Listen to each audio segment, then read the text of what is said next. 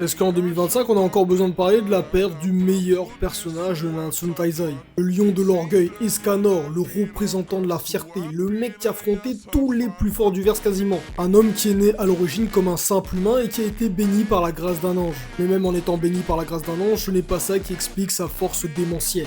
On rappelle qu'à l'âge adulte, après avoir contrôlé ses pouvoirs, il est capable d'affronter Meliodas et de le vaincre facilement alors qu'il est en forme assaut, et il est aussi capable d'affronter le roi démon d'égal à égal, et même de le surpasser en force physique lorsqu'il est en The One Ultimate. On rappelle que ce mec a littéralement affronté et poutré toute la famille de Meliodas. À chaque fois, ça a été des combats incroyables. Il a affronté Zeldris et l'a battu, il a affronté Estarossa et l'a battu, il a affronté Meliodas et l'a battu, il a affronté le roi démon et l'a surpassé pendant un moment. Et à chaque fois, tous les combats ont été masterclass. Il a aussi affronté Galan et il était tellement fort que Galan a flippé et qu'il a annulé son serment. Il a aussi éteint le roi des vampires par sa simple présence. C'est une dinguerie. Il possède une force que même l'archange dont il tient les pouvoirs n'aurait jamais rêvé. Enfin, Escanor, c'est un mec qui a lâché des phrases historiques dans l'univers des mangas. Franchement, c'était banger.